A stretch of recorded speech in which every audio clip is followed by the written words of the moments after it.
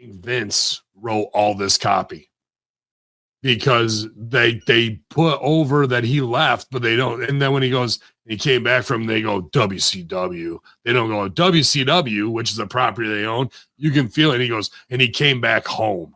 You're home, right? Oh, that's totally a Vince one, right? You did the Vince ear pull just now.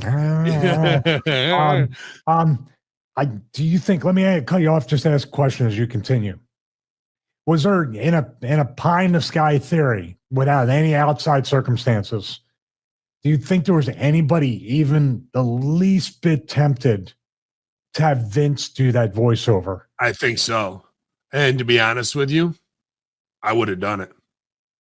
I would have had him do it, because even afterwards, the follow-up, and this is the Wrestling Mafia Paranoid Mind, Stephanie and Shane on Twitter put over how great Vince's sentiment, his tweet was about Hulk Hogan.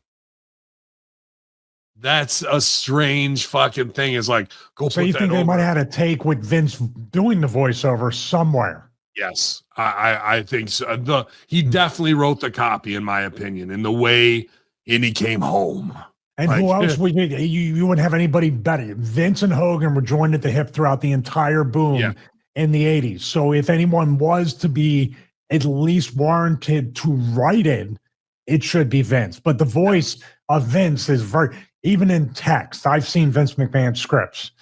They 100. That might be why he botched it, because it's not his. That's what I was going to say. It's not his vernacular. It's not his speech pattern, and that's exactly why I think he botched. I think Vince wrote both of them, and Hunter tried to deliver it. It's complicated, the relationship between us. But if there was ever a time for Vince to sneak in the back door, I don't mind if I do. And it would be that the fans would allow it, that society would allow it, to honor the death of this icon that he created globally.